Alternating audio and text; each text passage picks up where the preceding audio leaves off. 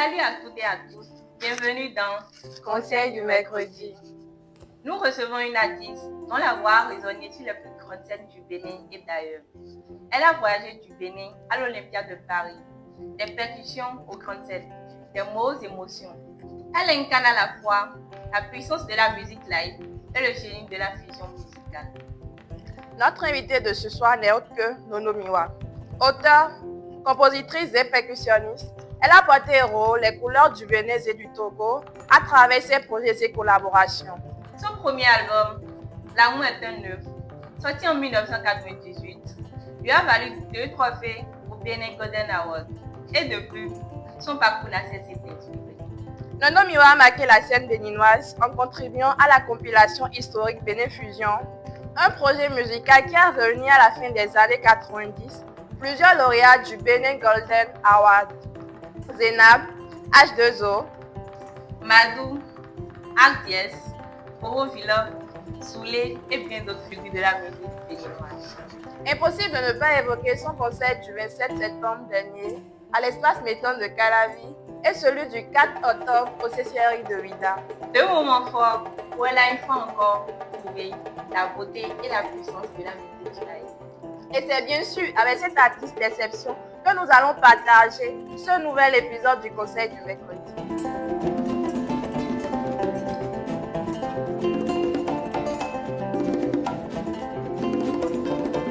Bonjour à toutes et à tous. Je m'appelle Dorline Chiakpe à l'état civil, alias Nono Miwa.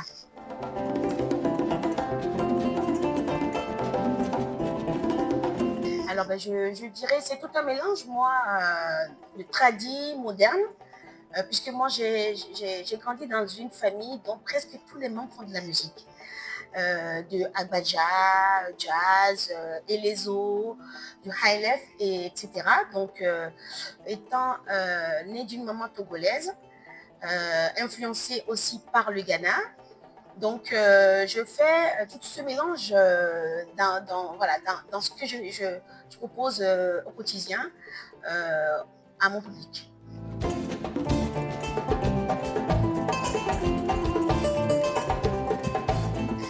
Comme tout le monde, le début c'est toujours difficile.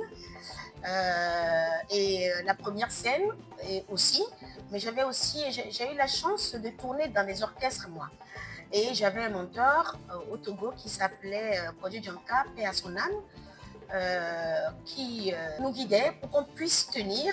Donc j'ai commencé à jouer dans les hôtels avec mon orchestre. Ça a été une formation.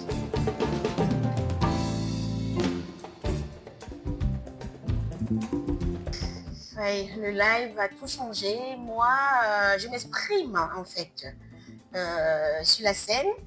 Je suis possédée, on va dire, quand je suis sur la scène. Le live, j'adore, parce que il n'y a que en ce moment que moi je m'exprime en tant qu'artiste déjà et fais ma thérapie en tant que compositrice et interprète, parce que chaque morceau véhicule un message.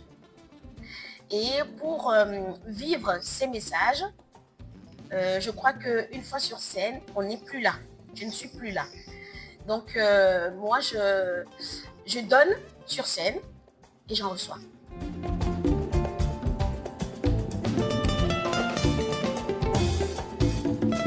Le live, on ne peut même pas le décrire parce que il y a quelque chose qui se passe entre le public et l'artiste. Il y a de l'improvisation, on peut connaître son texte, on peut connaître le message de sa chanson, mais sur scène, il y a la magie qui opère et on devient autre chose. Et le public, la force parfois que le public nous renvoie, ça transforme encore l'artiste en fait. Donc le live, c'est un truc que je souhaite à n'importe quel artiste, à n'importe quel jeune de vivre, mieux que le playback, parce que le playback c'est trop facile. Le live, à chaque instant, chaque moment, vous apprenez sur scène. Ça veut dire qu'on va glisser, on va tomber, c'est-à-dire on va effleurer les paroles, les notes, etc. Mais c'est en le faisant, en faisant tout ça qu'on apprend en fait. Le live, ça n'a rien à voir avec le playback. Je le conseille et le souhaite à toute personne, à tout débutant dans notre milieu.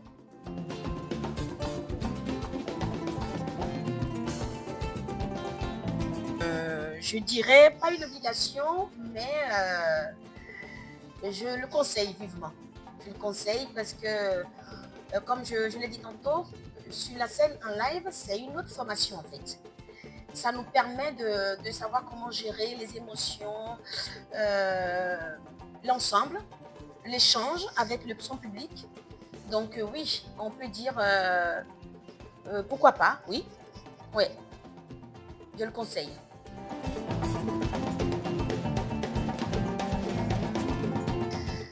Déjà, c'était très émouvant de revenir chez moi, chanter à Calavi et puis à Ouida. Je suis de papa du Bénin, béninois, mais de Ouida.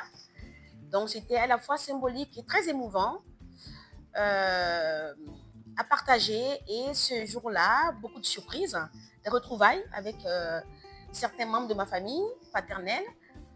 Une délégation quand même venue spécialement du Togo pour me soutenir. Donc c'était très émouvant et riche, très riche, ouais, en émotions.